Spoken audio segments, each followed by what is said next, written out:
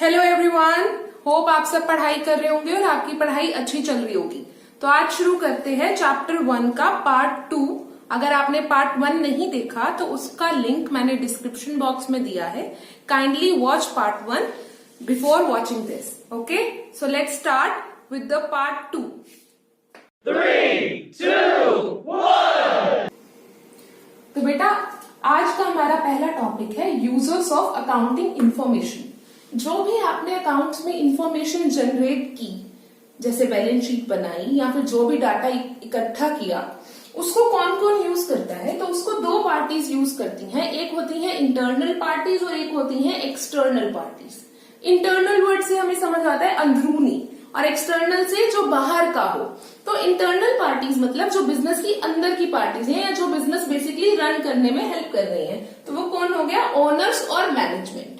Owners और management दो अलग अलग चीजें हो सकती हैं। जैसे कि पापा वाला एग्जाम्पल अगर हम याद करें, जो हमने हमारी फर्स्ट वीडियो में लिया था, तो इसमें पापा आपके ओनर होंगे और मैनेजमेंट कौन होगी? जो वो आगे मैनेजर्स को अपॉइंट करेंगे।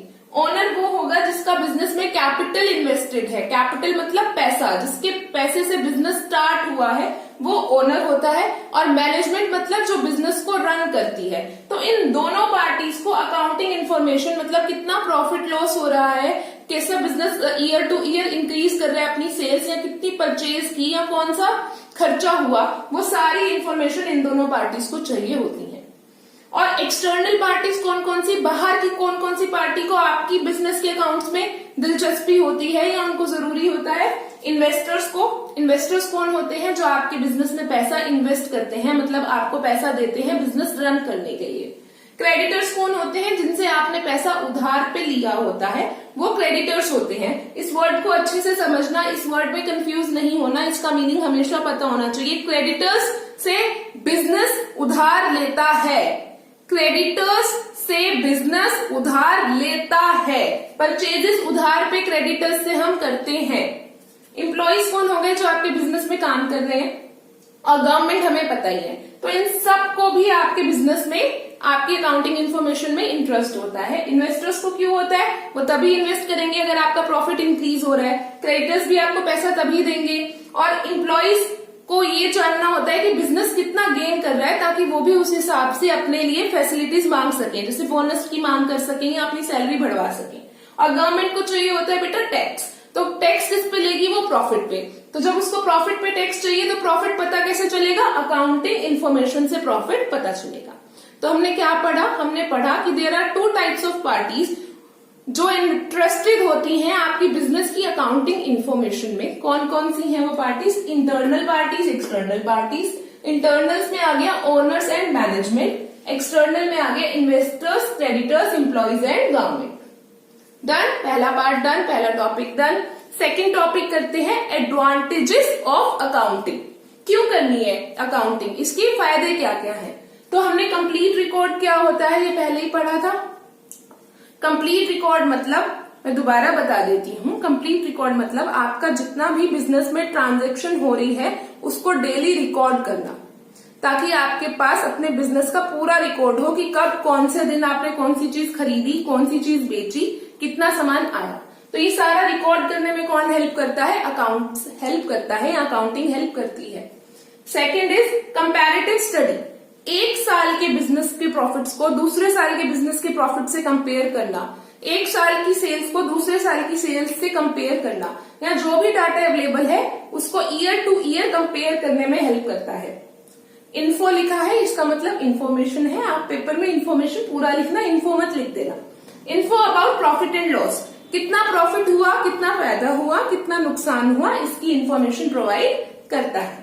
Then assessment of tax liability. Government को बच्चा चाहिए होता है टैक्स, आपको पे करना पड़ेगा अगर आप कोई बिजनेस रन कर रहे हैं तो कितना टैक्स पे करना है, उसके लिए प्रॉफिट पता होना चाहिए। कितना टैक्स आपको पे करना है, आपका प्रॉफिट कितना है, आपकी इनकम कितनी हुई, ये सारी चीजें आपको पता होनी चाहिए। तो वो सारी चीजें भी पता करने में कौन हेल्प करेगा? अकाउंटिंग हेल्प करेगा।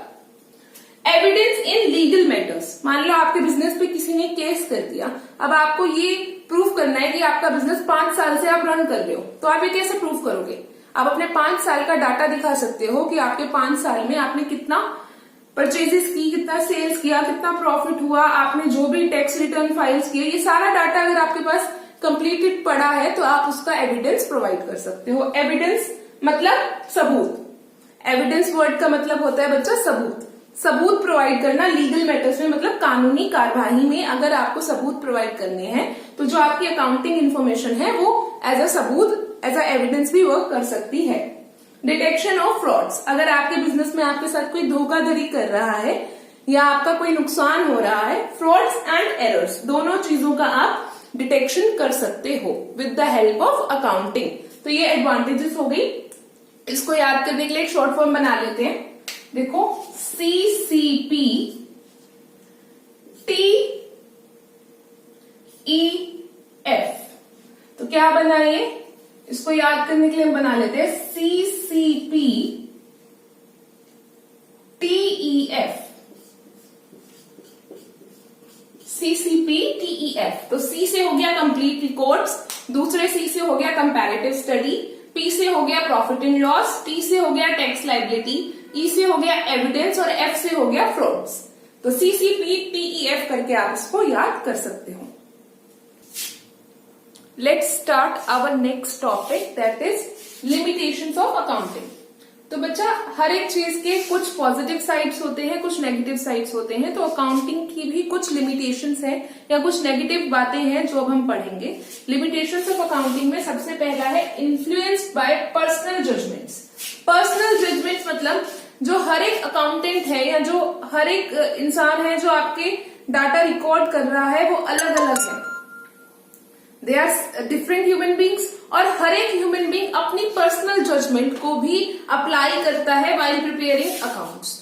सो जैसे कि हमने पढ़ा था कि जो अकाउंटिंग है वो आर्ट और साइंस दोनों है, और आर्ट्स में जब हम अपनी पर्सनल जजमेंट यूज करते हैं तो जो डाटा प्रेजेंट होता है वो हो सकता है कि एक डाटा दूसरे डाटा से अलग हो, या जो एक डाटा एक कंपनी जनरेट कर रही है वो सेम दूसरी कंपनी सेम डाटा किसी और तरीके से जनरेट कर रही हो।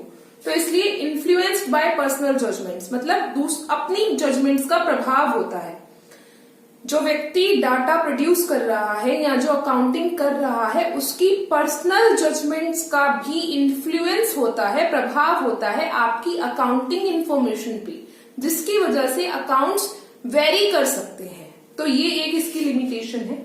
सेकेंड लिमिटेशन है ओमिशन ऑफ क्वालिटेटिव इंफॉर्मेशन। अब ओमिशन वर्ड का मतलब क्या होता है, छोड़ देना। क्वालिटेटिव मतलब जिसको नाप ना सको, जो क्वालिटीज की बात करे। और हम अकाउंटिंग इंफॉर्मेशन में या अकाउंट्स में कौन सी चीज रिकॉर्ड करते हैं, क्वांटिटेटिव, जो मनी टर्म्स में हो। तो क्वालिटेटिव इंफॉर्मेशन चाहे कितनी भी इंपॉर्टेंट क्यों ना हो उसको हम रिकॉर्ड ही नहीं कर सकते।